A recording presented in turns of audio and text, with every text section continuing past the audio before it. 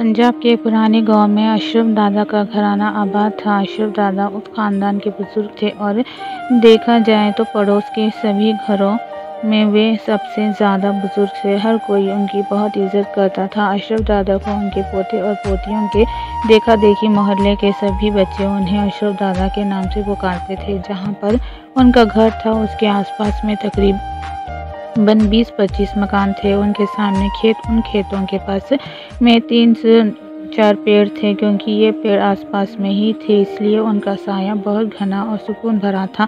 बस सुबह होते ही अशरफ दादा उन्हीं पेड़ों के नीचे चारपाई बिछा लिया करते थे और दिन भर उसी चारपाई पर बैठकर हुक्का पीते रहते। दोपहर के वक्त उनकी बहुएं वहीं पर उनके लिए खाना ले आती।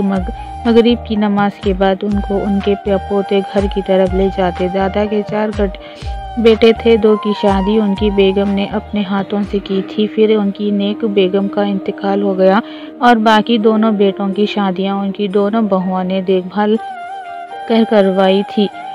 अलबत्ता अशरफ दादा की कोई बेटी नहीं थी, लिहाजा उनकी बहुएं उनका सारा काम करती थी और अशरफ दादा सारा दिन घर से दूर पेड़ के नीचे बैठे रहते। आते जाते अशरफ दादा को लोग सलाम करते, उनका हाल चाल पूछते और फिर चले जाते। लेकिन अशरफ दादा की इस कदर शोहरत की वजह उनकी बुजुर्गी नहीं थी बल्कि उनका कारोबार था जो कि सालों से चलता आ रहा था। अशरफ दादा गांव वालों का चलता फिरता एक बैंक थे। किसी को कोई ज़रूरत आन पड़ती या कोई संगीन बीमार आन पड़ता या किसी की बेटी या बेटे की शादी आन पड़ती या किसी को किसी भी तरह की परेशानी होती या हर वे काम जिसमें गांव वालों को पैसों की ज़रूरत होती तो वे बेझिझक अशरफ दादा से कर्ज ले लिया करते थे और अशरफ दादा उनको फ़ौरन कर्ज दे दिया करते। बल्कि अशरफ दादा उनसे बहुत मोहब्बत से पेश आते और भला आते ही क्यों ना अक्सर दादा उस कर्ज के बदले अपनी मर्जी से सूद लगाते और यही कारोबार वे सालों से करते हुए आ रहे थे। उनके खटिया पर रखे तकिए के नीचे उधार की रकम रखाते सूद की तफसीलात का एक रजिस्टर रखा हुआ था जिसे वे एक पल के लिए भी खुद से अलग नहीं होने देते। अगर कभी बारिश होने लगती तो अपनी पोतली उनको इस कदर शोर मचाकर बुलाते जैसे कोई तूफान आ गया हो, मगर इस शोर शराबे का बस इतना मकसद होता कि उनका रजिस्टर मिला ना हो, गाय गीला हो ना जाए। दादा अपनी रकम सूद समेत वापस लेने में खूब होशियार थे। उन्हें ये कारोबार करते हुए 40 से ज़्यादा समय हो गया था। कोई भी उनसे रकम लेकर भागना नहीं पाया था। अशरफ दादा के उसी लालच और रवस में उनकी ज़िंदगी के दिन गुजर रहे थे। एक दिन गांव के स्कूल के मास्टर का अशरफ दादा के सामने से गुजर हुआ। ब्यूटी सलाम उन्हें रोक कर सलाम हो दुआ करने लगे। दादा ने उनको बुलाकर कुर्सी पर बैठने को कहा और साथ में उनकी तरफ हुक्का भी कर दिया। मास्टर साहब बोले, मैं जुम्मे की नमाज़ पढ़कर आ रहा था, सोचा कि आपसे भी मुलाकात कर लूं। आपने तो कभी गलती से भी मस्जिद का रुख नहीं किया। दादा साहब ये सुनकर बोले, मास्टर साहब मुझे काम से फुर्सत नहीं मिलती। कभी किसी की रकम देनी होती है तो कभी किसी की से रकम लेनी होती है, कभी किसी का हिसाब लिखना पड़ता है। नमाज के लिए मेरे पास वक्त ही कहाँ है। सुनकर तो जैसे मास्टर साहब को आग ही लग गई। कहने लगे, दादा सूद खाना हराम है। अगर आप बिना सूद के लोगों की मदद करना चाहें, उधार ही सही और मुद्दत पर वापस लेने, तो आपको सवाब भी मिलेगा और लोगों की भी मदद हो जाएगी। लेकिन दादा को कहाँ नेकी की बात सुनी थी। दादा बोले, मियाँ कहाँ पर हराम है।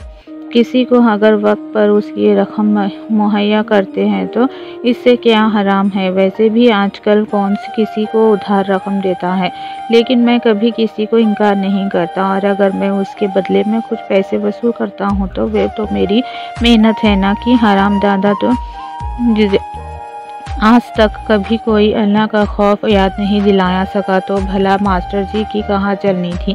मास्टर जी कुछ देर गुस्से में दादा के पास बैठे रहे। फिर कुछ देर बाद दादा से रुखसत चाहिए। अगले रोज़ उनकी बड़ी बहू उनके लिए खाना लेकर आई तो कहने लगी कि अब्बा जी, आज गांव के मास्टर साहब की बीवी आई हुई थी, आपके लिए कुछ पैगाम देकर गई है।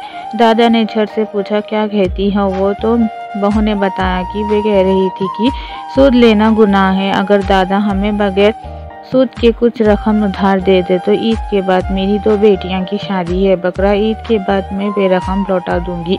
दादा को ये सुनकर बहुत गुस्सा आया और वे बड़बड़ाने लगे, हमारे पास कोई मुफ्त के पैसे नहीं जो जिसे चाहे दे दे। कल मास्टर साहब भी आए थे मेरे पास, उनसे कहो कि जो तरीके से मैं उधार की रकम दूंगा। ये साहब का आखिरी दिन था और फिर रमज़ान का महीना शुरू हो गया। अशरफ दादा रोज़े भी नहीं रखते, अलबत्ता इफ्तार करने में उनका कोई जवाब न था। लेकिन अभी 15 रोज़ ही गुजरते कि दादा के गुर्दे में तकलीफ़ शुरू हो गई, जिसकी वजह से वे काफ़ी तकलीफ़ में चले गए। उन्हें सारी रात तकलीफ़ में मारे गुजर जाती। चारों बेटे बाप की बीमारी से बेहद परेशान थे। आखिर वे घर के बड़े बुजुर्ग होते थे और ये ज़रा सी आवाज़ पर घर के सारे लोग कतार में खड़े हो जाते थे। लेकिन दादा तो रोज़ बरोज़ कमज़ोर होते जा रहे थे। कमर बिल्कुल चारपाई से लग गई। दादा की चारपाई अब दिन रात घर में लगने लगी और दादा भी उसी चारपाई पर पड़े रहते। अब तो उनमें बैठने की भी ताकत नहीं। एक दिन दादा सुबह से ही किसी संगीन सोच में गुम थे। शाम को जब चारों बेटे घर लौटे तो उन्हें अपने पास बुला लिया और उन्हें कुछ देर समझाते रहे। फिर उनके बेटों ने उनको चारपाई पर उन्हें उठाकर बिठा दिया और जहाँ चारपाई रखी थी उसके चारों पाई के नीचे मिट्टी खोदने लगे। कच्चा फर्श था, इसीलिए वे हाथों से मिट्टी खोद देते रहे। कुछ देर के बाद कमरे में 4 गड्ढे खोद दिए और चारों पाए के नीचे कम से कम 3 फुट गड्ढा कर दिया, जिसमें से 4 पोटलियां निकली। जब बेटों ने उन्हें खोला तो उनमें से सोने और चांदी के बेशुमार सिक्के निकले। बेटों की आंखें लालच से चमकने लगी। वे जल्दी से सारा माल कमरे में हिफाजत से रख गए। तो अब तो ये रोज़ का मामूल बन गया। बाप रोज़ाना घर के किसी कोने से निशानदेही करता और बेटे उस जगह पर खोज दबा वह खजाना निकाल लेते। इसी तरह ईद भी आ गई। वे उनकी ज़िंदगी की सबसे हसीन ईद थी। 4 बेटे की ये तो ज़िंदगी चमक गई। लेकिन ईद के 2-4 दिन के बाद अचानक दादा की तबीयत ज़्यादा ख़राब हो गई और वे तो उनसे बोला भी नहीं जा रहा था। उनकी जैसे आंखों में ही जान अटक गई। बेटों के कुछ कहना चाहते थे लेकिन कुछ कह नहीं पा रहे थे। बेटे बाप का इशारा समझ रहे थे, इसीलिए वे बाप को चारपाई समेत उठाकर घर में घुमा रहे थे। बाप कब किसी कोने का इशारा करे तो वे उस जगह को खोद कर वहाँ से दबा हुआ खजाना निकाल सके। जैसे ही वे गुस्ल खाने की तरफ से गुजरे, दादा को तो जैसे मौत के फरिश्ते नजर आने लगे हों। उनकी आंखों में जैसे बाहर की तरफ निकलनी शुरू हो गई। अचानक ये सब कुछ छोटे बेटे ने देख लिया तो फिर जोर से बोला कि बाबा का इशारा गुस्ल खाने की तरफ है। सबने चारपाई में छोड़ दिया और लगे गुस्ल खाने की तोड़फोड़ करने।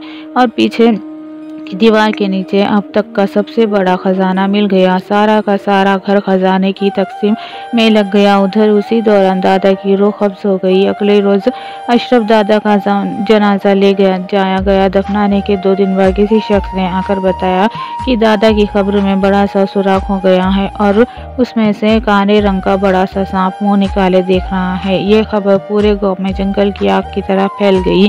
उनके खानदान के से लेकर पूरे गांव के लोगों ने इस वाक़े को अपनी आंखों से देखा। वाकई वहां पर एक बहुत बड़ा सांप मौजूद था जो कि दादा की कब्र में से एक सुराख में से अपना मुंह निकालता और फिर से अंदर चला जाता। ये सांप अल्लाह का अज़ाब था अशरफ दादा के लिए, जो कि उन्हें सारी ज़िंदगी सूदखोरी की वजह से मिला था। वे अपनी दौलत कब्र तक साथ ना ले जा सके और उनकी औलाद उसी दौलत के बंटवारे की वजह से दादा की आखिरी वक्त में उनके साथ नहीं थे।